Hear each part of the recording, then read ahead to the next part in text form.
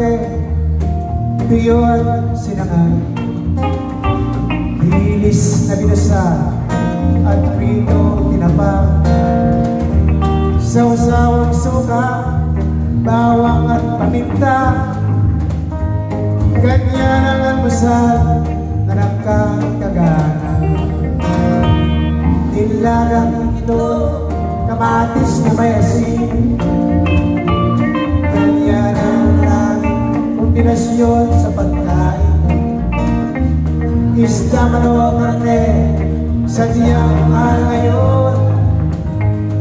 Kaya ulam namin ay inihaw na talong. Dahil ako'y laki sa pagkain, kahit anong ihain ng mahal kong nanay.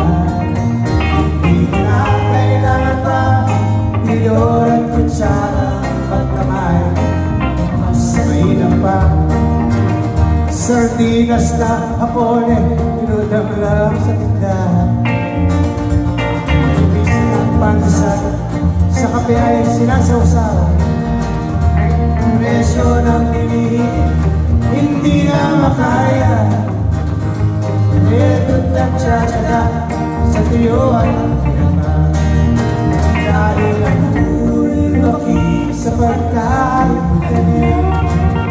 kahit anong iyan ng mahal ng nanay.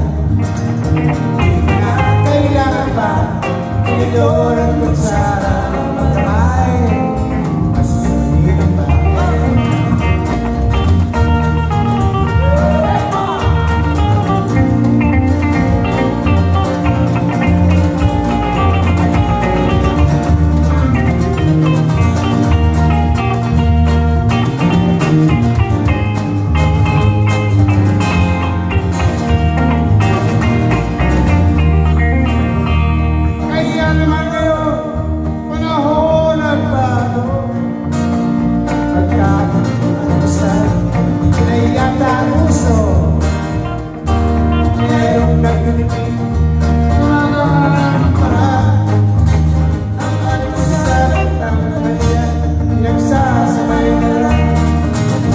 Kumakain ako mga 10:30, yan.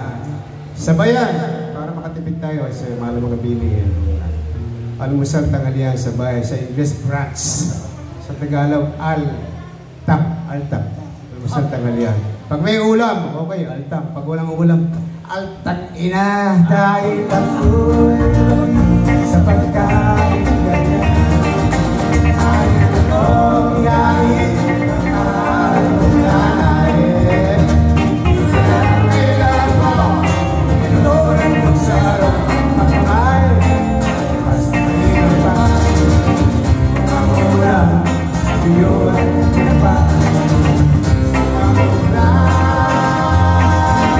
Ito, mas malapit na ulam. Kahit naglumpal, busog pa kayo, promise. Ano ba yun? Tinidor at kutsara.